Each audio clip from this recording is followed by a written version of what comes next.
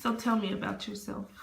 Well, my name is Linda Jones-Burke, and I was born in Tyler, Texas, May 19th, 1951.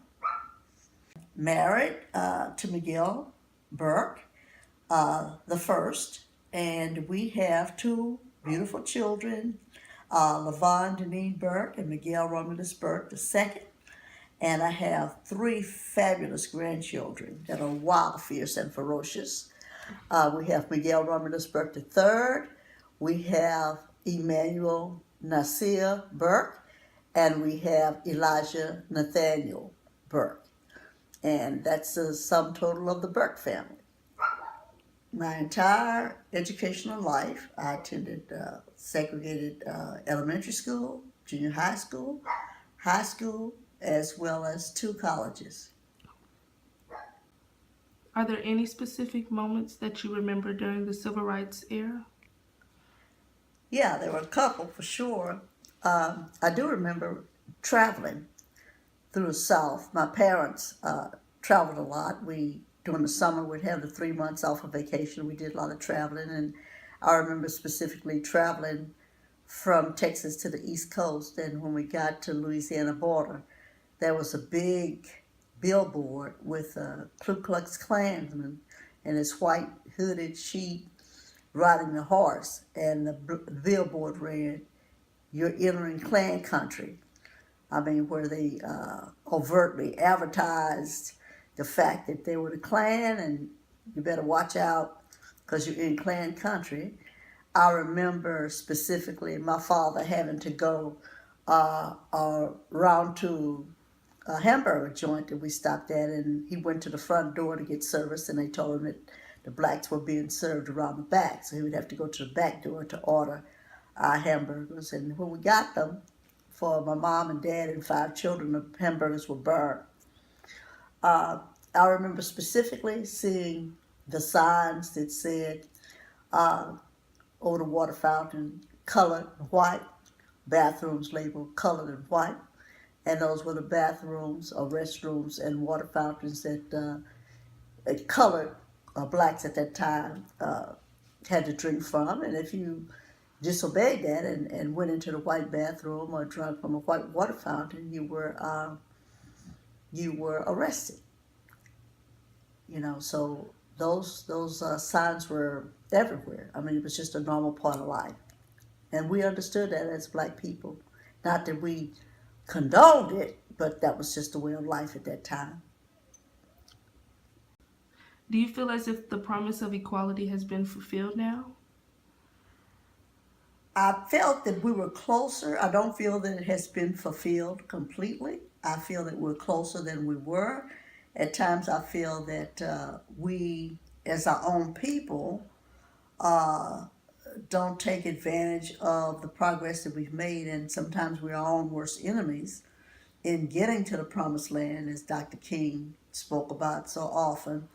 But I still think that we have a long way to go, and I think that many of the strides that we previously made as blacks in this country, uh, we've retrogressed in many ways. So I'm hoping to see things turn around. I'm hoping to see we take that black pride seriously and start to do the things that make us proud as a black race of people. What interactions did you have with any other races? Okay, now put it up. I can't think. I'm trying to think of if I had any of that. I mean, I know I did. We were all in some form or fashion discriminated against by being made to sit at the back or sit over on this side or you can't go in this door, that kind of thing. But I'm trying to think of anything specifically.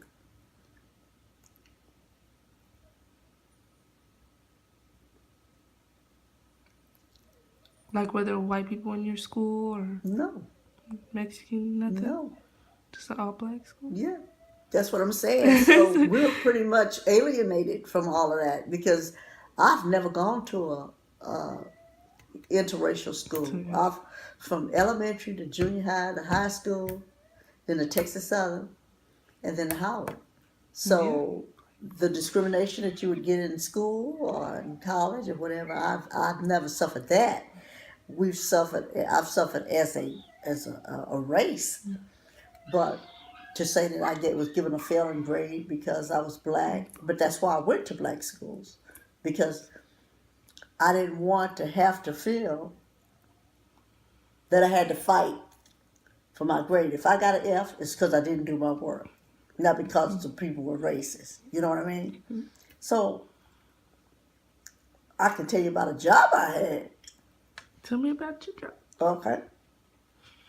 When I graduated college at Howard University, I was given I earned a position with the Chesapeake and Potomac Telephone Company, and I learned from that job that I was there to fill a quota.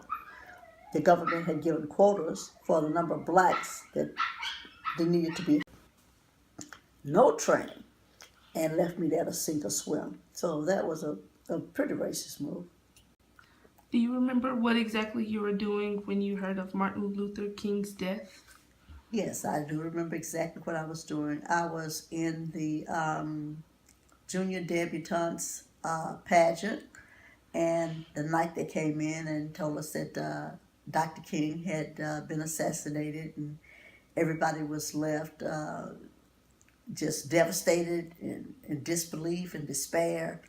The joy and excitement that they had for that night was gone, of course, after hearing the news that he had been shot, had been assassinated. Do you feel like marches and sit-downs helped or hurted the civil rights movement? I feel like the marches and the sit-downs helped the civil rights movement. Without those precursors to what we have today, we may not have come as far. It seems as a lot of that has been forgotten. The price that was paid, the price that we paid with our lives and our grandparents and great-grandparents' lives and ancestors. That cost was very high, and I do believe that they furthered to help the cause.